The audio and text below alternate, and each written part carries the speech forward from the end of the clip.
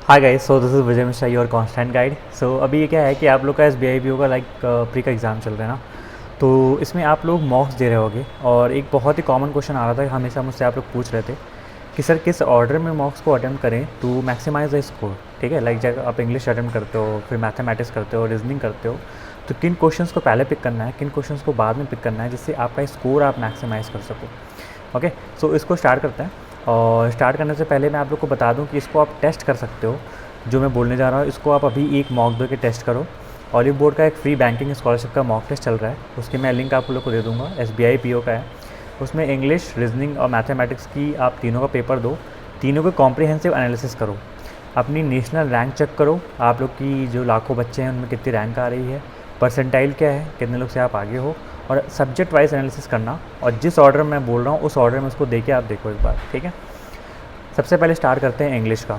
देखिए, इंग्लिश की अगर हम बात करें ना, तो इंग्लिश में सबसे पहले जब आप पेपर खुलता है तो हो सकता है आपके सामने कॉम्प्रिहेंशन आ जाए, बहुत ज़्यादा पॉसिबिलिटी होती है। लेकिन मैं बोलूँगा कि आप कॉम्प्रिहेंशन को ना बाद में कोशिश करो कि टच करो।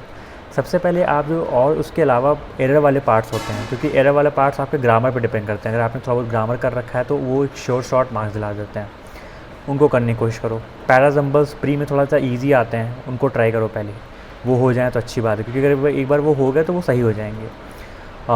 दूसरा क्या होता है कि फिर आप आगे बढ़ जाओ, और फिर आप जब ये सारी चीज़ें आप कर लिया, पैराजम्बल्स, क्लोज टेस्ट करो, ठीक है। वो जो मिक्स वर्ड्स वाले होते हैं, दो वर्ड्स इधर लगाने हैं उधर लगाने हैं, मैच द कॉलम है, मैच द कॉलम, अगर छोटे छोटे सेंटेंसेस से पहले उनको ट्राई कर लो, बहुत बड़े सेंटेंस वाले हैं तो उनको लास्ट में रखो। और फिर आप आओ कॉम्प्रहेंशन। कॉम्प्रहेंशन में भी देखो, करने का एक तरीका होता है कि आप एक बार ना सारे क्वेश्चन को एक बार देख लो, सिर्फ देख लो, कुछ पढ़ना नहीं है कि मतलब उसमें की टर्म्स क्या हैं। तो जब आप कॉम्प्रहेंशन को दोबारा पढ़ रहे होगे तो आपको की टर्म्स से वो ये बात याद आ जाएगी कि अच्छा हाँ, इस क्वेश्चन में ये पूछा तो मैं उसको ध्यान से देख लेता हूँ। तो ये कॉम्प्रहेंशन को करने की बहुत ही अच्छी तरीका होता है ये, आप वैसे कर लेना इसको। दूसरा मैं आपका अगर बोलूँ तो मैथमेटिक्स की बात करते हैं। तो मैथमेटिक्स में मैंने आपको हमेशा ऐसे ही बोला है कि जैसे आपको जो अर्थमेटिक वाला पोर्शन है, चूँकि आप लोग सब लोग उससे डरते रहते हो, profit loss, percentage, time and work के क्वेश्चन से, और ऑब्वियसली उसमें अगर एक क्वेश्चन में आपका 1 मिनट लग रहा है तो वो ज़्यादा लग रहा है। तो पहले आप क्या करो, 15 to 20 मार्क्स गेन कर लो from rest of the topics, like quadratic equation, simplification, approximation, ये जो सारे हैं। अच्छा, इन पे रिलेटेड मैं आपकी सीरीज़ पे चला रहा हूँ, क्यूब रूट की, स्क्वायर रूट की, अभी मल्टीप्लिकेशन का आ जाएगा आजकल में वीडियो, और उसके बाद आपका ये भी दिखाऊंगा मैं सिंप्लीफिकेशन कैसे मन में अटेम्प्ट करता हूँ। तो सिंप्लीफिकेशन का जो क्वेश्चन है ना, उसको मन में अटेम्प्ट करने की कोशिश करो, बहुत फास्ट करो। प्रैक्टिस आपकी ये हो कि 1 मिनट या 1.5 मिनट के अंदर आपके पाँचों क्वेश्चन सिंप्लीफिकेशन के हो जाएँ। एक मिनट के अंदर सारे क्वाड्रेटिक क्वेश्चन करने की कोशिश करो, 4 से 5 क्वेश्चन। 1 मिनट में ही जो है आप अपने 4 से 5 जो अप्रॉक्सीमेशन आते हैं उनको करने की कोशिश करो।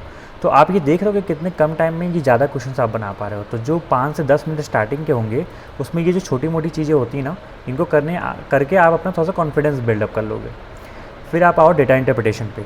डेटा इंटरप्रिटेशन में मैं क्यों बोल रहा हूँ, क्योंकि डेटा इंटरप्रिटेशन में बेसिकली ये होता है कि आप अपनी स्पीड और अपने मैथमेटिक्स कैलकुलेशन के बेस पे आप फास्ट कर सकते हो। मन में एवरेज निकाल लो, एडिशन सब मन में जल्दी निकाल लो, उनकी वैल्यूज़ जो हैं वो देख के आपको सिर्फ करना होता है। तो कैलकुलेशन बेस ज़्यादा होता है डेटा इंटरप्रिटेशन प्री का। तो इसलिए क्या करो कि आप उसको पहले कर लो।